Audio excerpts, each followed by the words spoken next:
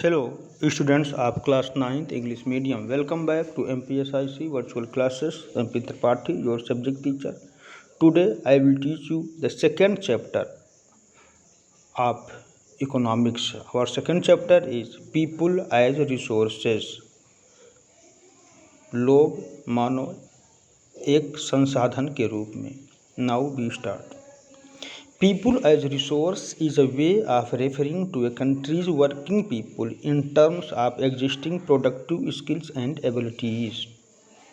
ठीक, पीपुल एक संसाधन के रूप में कहा जाता है क्योंकि जो वर्किंग पीपुल है अर्थात कार्यशील लोग जो हैं, जो कि कार्य करते हैं, जो कि एडल्ट हैं, 18 साल के ऊपर हैं और 60 साल तक के बीच के हैं, वो उनके अंदर अगर स्किल है, कुशलता है और योग्यता है तो वो संसाधन के रूप में होते हैं क्योंकि वो प्रोडक्शन करते हैं.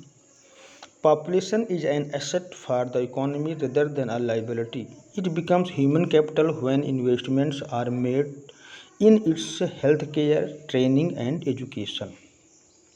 किसी भी देश की जो पॉपुलेशन है वो उस देश की एसेट होता है, संपत्ति होता है, साथ में वहाँ की लाइबिलिटी भी होता है, उत्तरदायित्व भी होता है. और ये ह्यूमन कैपिटल तब बनता है, ये पॉपुलेशन जो है मानव पूंजी तब बनती है जब उसमें इन्वेस्टमेंट किया जाए, निवेश किया जाए. किस में निवेश किया जाए? हेल्थ में, ट्रेनिंग में और एजुकेशन में. क्योंकि पीपुल, वर्किंग पीपुल या रिसोर्स तभी बनते जब वो हेल्दी रहेंगे, ट्रेंड रहेंगे और एजुकेटेड रहेंगे, पढ़े लिखे रहेंगे. Land and capital cannot become useful by themselves unless human capital makes them useful. That is why human capital is superior to other forms of capital. जो ह्यूमन मानव पूंजी है वो अन्य सभी प्रकार की पूंजी से, चाहे वो फिजिकल हो चाहे जो हो, उसे सुपीरियर माना जाता है क्योंकि वे मानव ही एक ऐसा संसाधन है जो कि लैंड को और कैपिटल को एक्टिव बनाता है.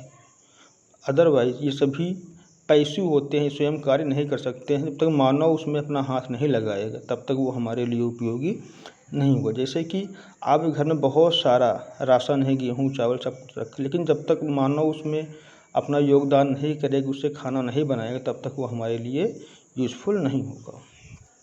Now this productive nature of population helps to develop the gross national product (GNP) of a country through its abilities, so it is also known as human resource. When the existing human resource is further developed by becoming more educated and healthy, we call it human capital formation. It adds to the productive power of the country just like physical capital formation. जो population होता है उसमें productive nature होता है जिससे कि किसी देश का GNP बढ़ता है, सकल घरेलू उत्पाद बढ़ता है उस देश का. इसीलिए इसे जो है पॉपुलेशन को ह्यूमन रिसोर्स कहा जाता है.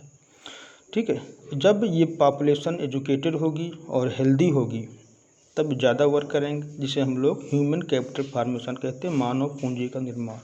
अर्थात मानव पूंजी का निर्माण तब होगा जब हम मानव में धन इन्वेस्ट करेंगे और उन्हें ट्रेंड करेंगे और एजुकेट करेंगे. Now next point, how people can become assets. People कैसे असेट्स, संपत्ति बन सकते हैं. To make people as asset the investment is needed in various field. हमें निम्नलिखित क्षेत्रों में इन्वेस्ट करना होगा. तो फर्स्ट आज हम देखेंगे इन्वेस्टमेंट इन ह्यूमन कैपिटल, मानव पूंजी में निवेश. Investment in human capital through education, training and medical care yields return just like investment in physical capital. जैसे हम लोग फिजिकल कैपिटल में निवेश करते हैं, ज़मीन में खरीदते हैं, घर बनवाते हैं, हमारे लिए यूज़फुल होता है, उसी प्रकार अगर हम मानव में निवेश करते हैं, उनको पढ़ाएंगे, ट्रेंड करेंगे और उनके स्वास्थ्य पर ध्यान रखेंगे तो उनका स्वास्थ्य बेहतर होगा, वो ज़्यादा वर्क करेंगे. जब ज़्यादा वर्क करेंगे तो ज़्यादा उनकी इनकम होगी. जब उनकी इनकम ज़्यादा होगी तो उनका भी लिविंग स्टैंडर्ड अच्छा होगा, देश की भी प्रति व्यक्ति आय और राष्ट्रीय आय में वृद्धि होगी. Okay, now student, homework for you. The first question is, what do you understand by people as resources? And second, what is the role of education in human capital formation? And last, why human capital is superior to other forms of capital? Thank you.